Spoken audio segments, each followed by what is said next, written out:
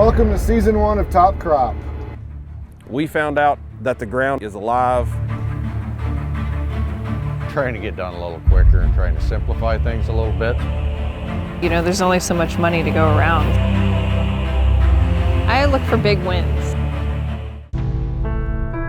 Hello, Cory Atley here. Welcome to another episode of Top Crop. You're actually here at my house here in Jamestown, Ohio. And we're going to do a 2023 recap. It was a trying season for sure. Just not with growing conditions and weather and things like that, but a couple things I just wanted to talk to you guys about is everything that I kind of went through this year in the 2023 season, and why I did some of the things that I did as far as yield contests and things like that. Actually, we had a great harvest. Soybeans were great, corn yields were great. It's just the things that happened behind the scene really took my focus and interest off of that stuff. Ended up getting a divorce in February, and divorces, separations, whatever you want to call them, they're never easy, never fun, especially when you have 2 kids involved. So that was hard. Got through it with springtime, and things were going good. Then this summer, things just kind of went off the rails, to say the least. Don't want to divulge into too many details there, but it was definitely the worst time of my life. Had to prove my innocence in court. Things that I never thought somebody would do to me was done to me. Really took my focus off of the farm, off of the crops in general, advanced yield. This summer I went all the way from July till the end of October without even seeing my kids. That was not by choice, trust me, but I finally won and I got them back. And that time they were gone, it's the only thing I could think about. The only thing I could do was try to keep myself sane the best that I could. And I say that is because, we didn't have the best growing conditions going, so you already have that stress of farming. That stress of farming is already built in. And then when you add in the family matters, just in a divorce, let alone everything else that came with it that was unexpected, it took a toll on me. It took a toll on me mentally, physically, the amount of stress. I don't know if it wasn't the support of my family and the faith that I have in God that I could be sitting here today. It took everything I had just to get through this. So when people ask why you didn't do a yield contest this year or anything, I just kind of chuckle inside because I'm thinking, man, you have no clue how far down the table that was in priority. I just didn't care, and I don't mean it in a wrong way, but there was so much more to life that mattered and that I had to get right and that I wanted to do. And once I got my kids back, I for the shared parenting we have for the 50-50, I wanted my time with them, not away from them. And we've kind of continued that trend. And where before I put a lot of effort into farming and to advanced yield and worked and worked and worked and worked, and I didn't spend as much time as I should as shutting it down and coming home and being a family man and being a husband and being the father that I could be. I carried a lot of that stress and things back home with me. So definitely a lot of things that I learned this year. Getting through harvest was a struggle. My kids were also mentally broken, and we're still fighting that right now. And I can't stress to you enough how important it is to take care of your mental health first. We've all lost somebody that we care deeply about, to mental health issues. And, when it's almost yourself or a child or somebody you love, it hits different, definitely hits different. So you ask where my focus has been, that's where my focus has been. Trying to make those situations better. You can't change the cards that you're dealt, but you can change the way that you play the cards. And I feel like that's what I've been doing here. I don't like the cards I was dealt, but that's life. So be it. Suck it up and move on. We've been very happy with the roadability. They've been very smooth on the road, not bouncy. They don't have the loud sprayer noise. So we're going to be putting a lot of high road miles, a lot of heat, in the summertime. So we're really excited to see that, and the less compaction, our clay soils getting over it, and sometimes even tougher conditions. We have a very aggressive warranty on these. They're 7 years. It even covers field hazard and stubble protection, which means that CAT really does feel we have a great quality tire, and we're standing behind that. Cornstalk stubble is extremely hard on tires, so that's really good for us. Fungicide we're using is Veltima, because our 3rd year with it. It's been working great. There has been some tar spot already spotted in northern Ohio. Normally we've already flown all this corn, but we was able to wait until July 26th today. It's already past blister stage, starting to fill out already. We've been able to keep disease pressure away, and Veltima should protect us all the way through the rest of the season. We've really been fine-tuning our in-furrow program over the past couple of years and running some products that are really making a difference with this early season root growth. So we love our Pivot Bio, using that product #1, and then we're adding some things to not only feed that Pivot Bio, but feed the corn plant as well. So some sugar sources, a carbon source, just trying to get these little plants off to the best start we can get them.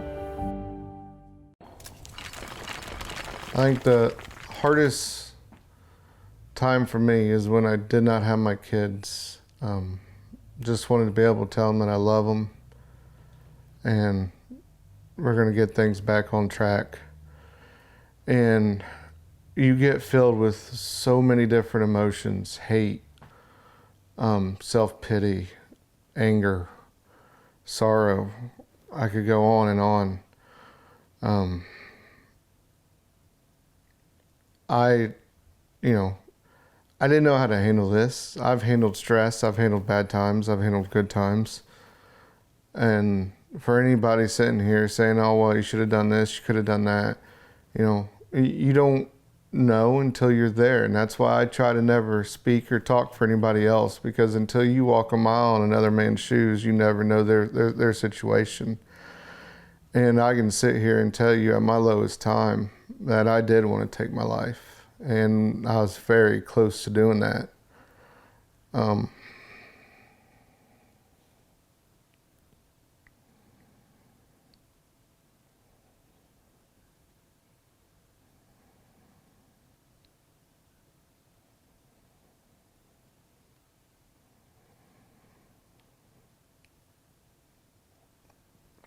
That was rough.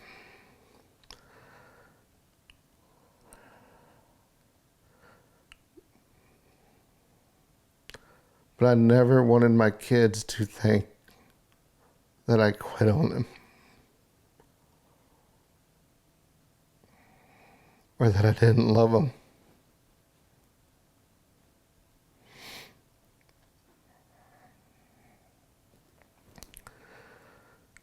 And then you try to get through that, and then you just try to drown the pain. I went through a time that I was trying to drink to hurt away. And I've never been one to do good with emotions, handle them or deal with them, just sweep them under the rug, and eventually they'll work their way out. I don't know if that's an everyman thing or just me, but I just tried to pretend that I could go full speed ahead and everything was fine. And then one day I just crashed. And I remember talking to my family about it. Like, The hardest thing to do as a man is to ask somebody else for help. Because you think a measure of a man is be able to burden your problems, your business problems, and everybody else's problem, and still show up with a smile on your face and tell everybody that you're okay. And I finally got broke of that this year. I finally learned that it's okay to tell people that you're not okay. And if I didn't learn that, I honestly would not be here. But it scares me for how many people out there that's watching us right now that, you know, that won't open up. Because I know how hard it was for me to just have somebody to vent to, but have good people in your corner that tell you, man, you can't do this. You know, you can't go down this road. There's nothing there for you. You know, it's so easy to tell your friend or your kids or something what to do, but when it comes to yourself, you don't listen. You're going to do it anyways. The support that I had around me, you know, pulled me out. And I still have that support, but what's different from then to today, I can actually come to them and tell them before it gets worse that, man, this is what I'm dealing with, whether it's home or with the kids or at work or anything like that. You know, it's okay to tell people that, man, I'm just having a bad day. I've learned how to cope with it, cope with emotions, you know, to handle my emotions, my angers, my fears. We talk about when we're growing crops, you know, you can't be afraid to fail. Never fear failure. That's easier said than done, especially with crops. Because my biggest fear was always, you know, failing as a husband or a father. So when all this went down, I had to face my biggest fear. And it's learning that, you know, you didn't fail. God just had a different plan. And we got to change course and make the best of it. And I really hope you believe me. I mean, I can sit here today in this chair and tell you that where I'm at is in so much better place mentally, physically. You know, you ask me what's the biggest thing I learned from this, I would probably, you know, I'd have to say balance. I've finally learned how to balance. I've learned how to balance my jobs, the farm, my personal life, but first and foremost, you know, my faith and family. I'm still here. Still want you guys to follow me around, and I really hope you guys learned something from me. Because I definitely learn from everybody that I meet, you know, but this is real world stuff. It's not always about farming or the highest yield. You know, sometimes it's learning from somebody just how to get through to the next day or how to prevent something from worse happening. And I can sit here with a smile on my face knowing that, you know, we're good. We're going to get through it. You know, the scars are still there. And the scars are always going to be there. There's some wounds that will never heal, but you can look at those scars as a reminder of where you were and where you're going to be or where you are today. We'll get through this and things are going to get better. You know, it's always the darkest right before the light. Farmers deserve a nitrogen that works as hard as they do, one that stays with the crop until the job is done. It's time to turn to a better nitrogen with Pivot Bio.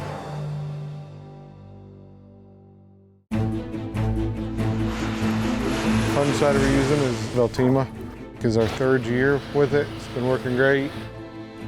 There has been some tar spot already spotted in northern Ohio. Normally we've already flown all this corn, but we was able to wait until July 26th today.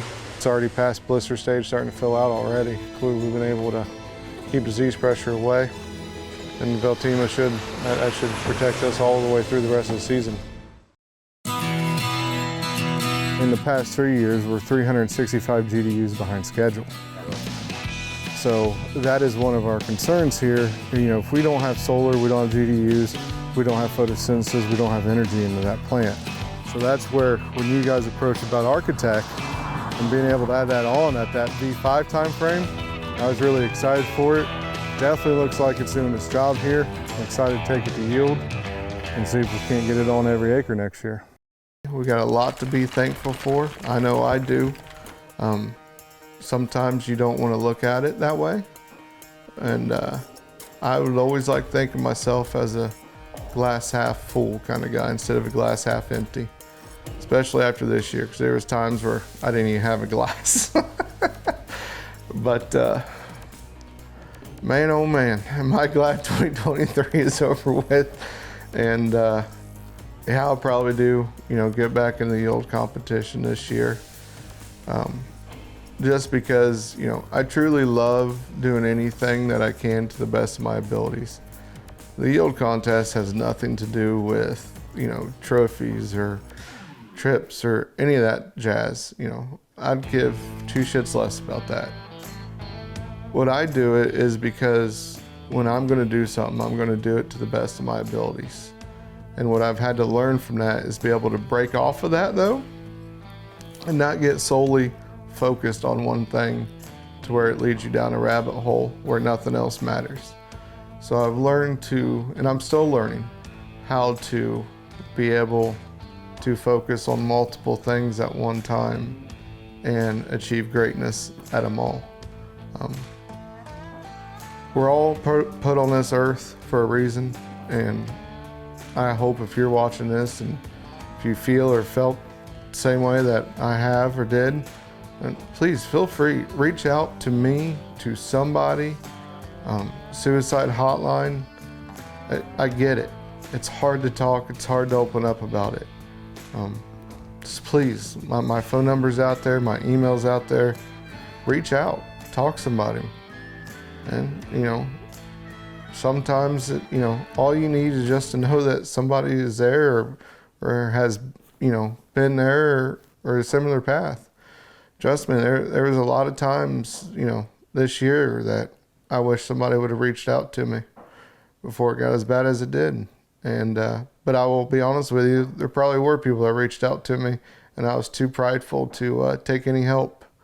So don't be ignorant like me, and take care of yourself, because none of this matters. You know, what do we do all this for if you're just going to make it all disappear in a blink of an eye? Because at the end of the day, your friends, family, kids, wife, the only thing they care about is not a yield, not a crop. They just care whether you're coming home or not. So just remember that. But I'm home. That's why I want to do this here at home, because I'm here and I'm going to be here. God willing, but it ain't going to be from my own dime. I can tell you that. 2024, plant can't get here soon enough. I'm ready to kick it off new and just have that re-energy, that rebirth, that refresh. We've really been fine-tuning our in-furrow program over the past couple of years and running some products that are really making a difference with this early season root growth. So we love our Pivot Bio, using that product number one, and then we're adding some things to not only feed that Pivot Bio, but feed the corn plant as well. So some sugar sources, a carbon source, just trying to get these little plants off to the best start we can get them. I don't know if I'll ever be the old me, but I think that's a good thing.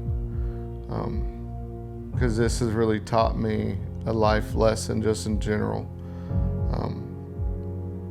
I think we was talking earlier today, we look back at all the farmers we know and how many of them's only been married once, you know. I think it is kind of a problem with farmers and being married to a farmer. It's hard. It's hard. The amount of care and love we put into our crops and the amount of stress and not bringing that home, and especially when you're married to somebody that's not from a family farm background, trying to make them understand that life, it's hard to do, because as men we can't explain it and we don't explain it. But it takes a toll. It takes a toll, and when you have stress at work, farming year to year, you never know. You honestly never know, year to year. Is this going to be my last year? Is this going to be the best year? Am I barely going to make it? And when you constantly have that stress and you come home, you try to downplay it, you try to hide it. But at the end of the day, it takes a toll on you and the family. So my best advice, if you're in a situation similar to mine or whatnot, just make sure you surround yourself with people that truly care about you. You need that somebody that is able to stop you and say, hey man, maybe you should slow down. Maybe you don't need to work this late tonight. Or, maybe you should go spend time with your family or get a weekend getaway, or just give you something to break off of that. Because, it's hard. It's almost like a dog on the hunt. You got to think, I got to outwork everybody. I'm going to be the first one there, last one gone. Going to constantly outwork you. I'm going to do better than you. And that comes at a price. And that price can be steep, and especially when it's your own, mental and physical health. And, if I can just stress one thing, make sure you surround yourself, whether it's family, faith, or friends, with good people. I thought when I was going through this that I had good friends in my corner, and turned out that, I was wrong. And that was a hard lesson, and that was a lesson I heard a lot. I put a lot of confidence and faith in some people, and when they don't have your back and they're not there for you at your darkest hour, it's kind of hard. But once again, that's why I'm glad I have the faith and the family that I have, and the friends that I do have. They've all been here for me, and we've gotten through it. Come hell or high water, we've made it.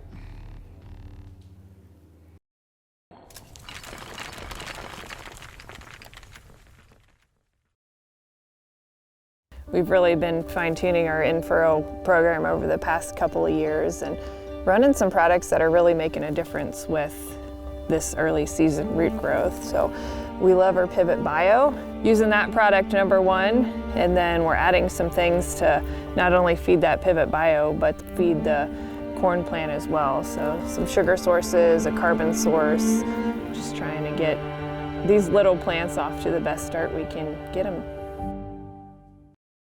We've been very happy with the roadability. They've been very smooth on the road, not bouncy. They don't have the loud sprayer noise. So we're going to be putting a lot of high road miles, a lot of heat in the summertime. So we're really excited to see that, and the less compaction, our clay soils getting over it, and sometimes even tougher conditions. We have a very aggressive warranty on these. They're 7 years. It even covers field hazard and stubble protection, which means that, CIAT really does feel we have a great quality tire, and we're standing behind that. Cornstalk stubble is extremely hard on tires, so that's really good for us.